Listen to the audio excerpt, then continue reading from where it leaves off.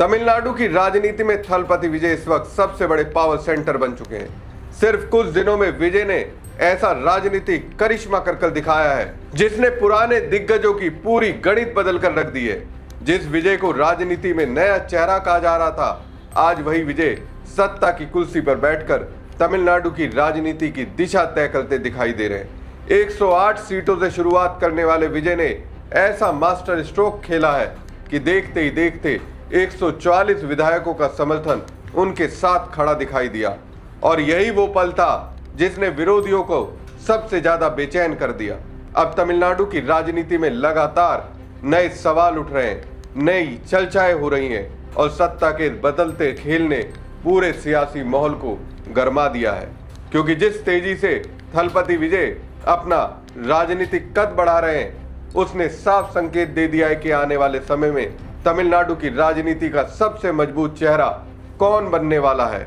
लेकिन क्या विजय का ये बढ़ता प्रभाव विरोधियों की सबसे बड़ी चुनौती बन चुका है? और क्या तमिलनाडु की राजनीति अब पूरी तरह नए दौर में प्रवेश कर चुकी है? नमस्कार दोस्तों, मैं हूं परवीन सानी। तमिलनाडु की राजनीति इस वक्त बेहद दिलचस्प मोड़ पर पहुंच गई है।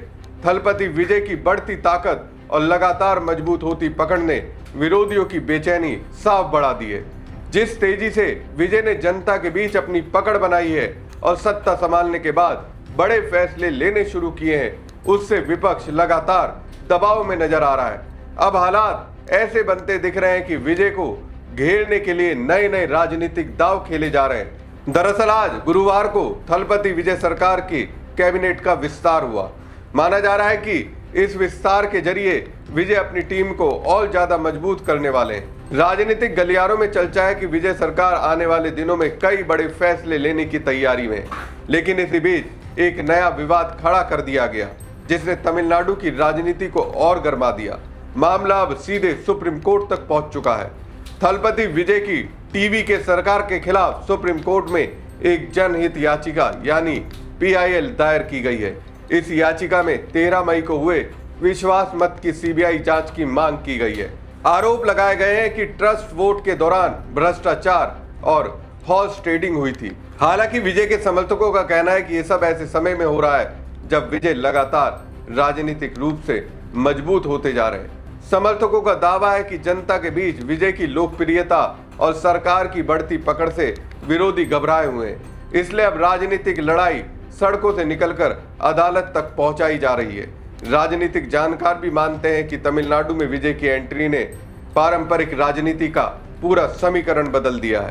जिन दलों का वर्षों तक दबदबा रहा, उन्हें अब एक नए और आक्रामक राजनीतिक चेहरे का सामना करना पड़ रहा है। यही वजह है कि विजय को रोकने के लिए हर मोर्चे पर रणनीति बनाई जा रही है। अब सबसे बड़ी नजर सुप्रीम कोर्ट पर टिकी है। देखना होगा कि कोर्ट इस याचिका पर क्या रुख अपनाती है। लेकिन इतना तय है कि तमिलनाडु की राजनीति में थलपति विजय इस वक्त सबसे बड़े केंद्र बन चुके हैं और उनके खिलाफ उठने वाला हर कदम अब सीधे राज्य की सत्ता की लड़ाई से जोड़कर देखा जा रहा है। बार एंड बेंच की रिपोर्ट के मुताबिक थलपति विजय सरकार के खिलाफ दायर की गई PIL ने तमिलनाडु की राजनीति में हलचल जरूर बढ़ा दी है। लेकिन विजय समर्थकों का मानना है कि पूरा विवाद उस समय खड़ा किया गया जब विजय लगातार जनता के बीच अपनी मजबूत पकड़ साबित कर रहे हैं। मुदेरू निवासी रमेश की ओर से दायर इस याचिका में केंद्र सरकार, CBI और तमिलनाडु सरकार को पक्षकार बनाया गया है। इतना ही नहीं, याचिकाकर्ता ने सुप्रीम कोर्ट से ये मांग भी की है कि जांच पूरी होने तक राज्य में राष्ट्रपति शासन लगाया जाए। लेकिन विजय समर्थकों का कहना है कि किसी नई सरकार को काम शुरू किए मुश्किल से 8-9 दिन हुए हो और उसी दौरान उसे अस्थिर करने की कोशिश शुरू हो जाए, तो इससे साफ संकेत मिलता है कि विरोधी राजनीतिक तौर पर दबाव महसूस कर रहे हैं। दरअसल हाल ही में हुए तमिलनाडु विधानसभा चुनाव में थलपति विजय की पार्टी टीवी के सबसे बड़ी पार्टी बनकर उभरी। ये अपने आप में बड़ा राजनीतिक संदेश था, क्योंकि विजय ने बहुत कम समय में तमिलनाडु की राजनीति में वो जगह बना ली जहां पहुंचने में कई दलों को दशकों लग जाते हैं। जनता ने विजय को सिर्फ एक अभिनेता के तौर पर नहीं, बल्कि एक नए राजनीतिक विकल्प के रूप में स्वीकार किया। हालांकि टीवी के अपने दम पर बहुमत के आंकड़े तक नहीं पहुंच पाई थी। तमिलनाडु विधानसभा की 234 सीटों में सरकार बनाने के लिए 118 विधायकों का समर्थन जरूरी था। जबकि टीवीके को 108 सीटें मिली थी। लेकिन लोकतंत्र में गठबंधन सरकार बनाना पूरी तरह संवैधानिक और राजनीतिक प्रक्रिया का हिस्सा है। देश के कई राज्यों से लेकर केंद्र तक गठबंधन की सरकारें बनती रही हैं। ऐसे में सहयोगी दलों और दूसरे विधायकों का समर्थन हासिल करना कोई असामान्य बात नहीं मानी जाती। 13 मई को हुए विश्वास मत को विजय सरकार की सबसे बड़ी परीक्षा माना जा रहा था। विपक्ष को उम्मीद थी विजय इस अग्नि परीक्षा में मुश्किल में पड़ सकते हैं, लेकिन हुआ इसके उल्टा। विजय सरकार ने 144 विधायकों का समर्थन हासिल कर बहुमत साबित कर दिया। ये सिर्फ आंकड़ों की जीत नहीं थी, बल्कि ये संदेश भी था कि विजय के नेतृत्व में कई दलों और विधायकों ने भरोसा जताया। अब इसी समर्थन को लेकर सवाल उठाए जा रहे हैं। याचिका में दावा किया गया कि Congress, CPI, CPIM, VCK, IUML, AIADMK के कुछ बागी विधायकों और एएमएमके के एक विधायक ने टीवीके सरकार का समर्थन किया।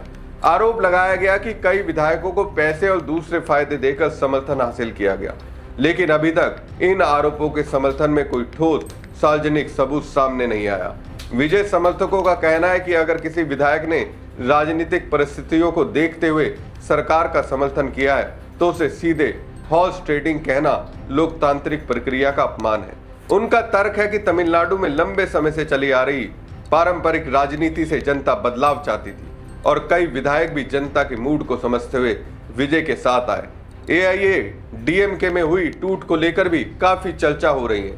बताया जा रहा है कि पार्टी के 25 विधायकों ने टीवीके सरकार के समर्थन में वोट दिया, जबकि 22 विधायक विरोध में रहे। विजय समर्थकों का कहना है कि ये टीवीके की ताकत और विजय के नेतृत्व पर बढ़ते भरोसे का संकेत है। उनका मानना है कि जब विपक्षी दलों के भीतर भी विधायक नेतृत्व बदलने की जरूरत महसूस करने लगे तो ये राजनीतिक बदलाव की बड़ी निशानी होती है। याचिका में 91वें संविधान संशोधन और दल बदल कानून का हवाला दिया गया, लेकिन विजय समर्थकों का कहना है कि इन सभी संवैधानिक पहलुओं पर फैसला अदालत और विधानसभा प्रक्रियाओं के जरिए होगा और इससे पहले किसी सरकार को भ्रष्ट या अवैध बताना जल्दबाजी होगी। समर्थकों का यह भी कहना है कि विजय की लोकप्रियता ने तमिलनाडु की राजनीति में एक नई ऊर्जा पैदा की है। मुख्यमंत्री बनने के बाद विजय लगातार सक्रिय नजर आ रहे हैं। प्रशासनिक फैसलों में तेजी दिखाई जा रही है और जनता के बीच ये संदेश देने की कोशिश हो रही है कि सरकार काम करने आई है। ऐसे में विरोधी दलों की बेचैनी बढ़ना स्वाभाविक माना जा रहा है। दोस्तों, विजय के सामने असली चुनौती अब सत्ता चलाने के साथ साथ राजनीतिक हमलों का जवाब देना भी होगा। लेकिन जिस तरह विजय ने चुनावी राजनीति में तेज उबाल दिखाया और विश्वास मत जीतकर अपनी स्थिति मजबूत की, उससे ये साफ है कि फिलहाल तमिलनाडु की राजनीति का केंद्र वही बने हुए। अब सबकी नजर सुप्रीम कोर्ट पर टिकी है। कोर्ट इस याचिका पर क्या रुख अपनाती है यह आने वाले दिनों में साफ होगा। लेकिन इतना तय है कि थलपति विजय अब सिर्फ एक फिल्म स्टार नहीं, बल्कि तमिलनाडु की राजनीति की सबसे बड़ी और सबसे चर्चित ताकत बन चुके हैं। हमारी खबर आपको कैसी लगी कमेंट बॉक्स में कमेंट करके जरूर बताएं। साथ ही पेज को ज्यादा से ज्यादा लाइक और शेयर कीजिए। धन्यवाद।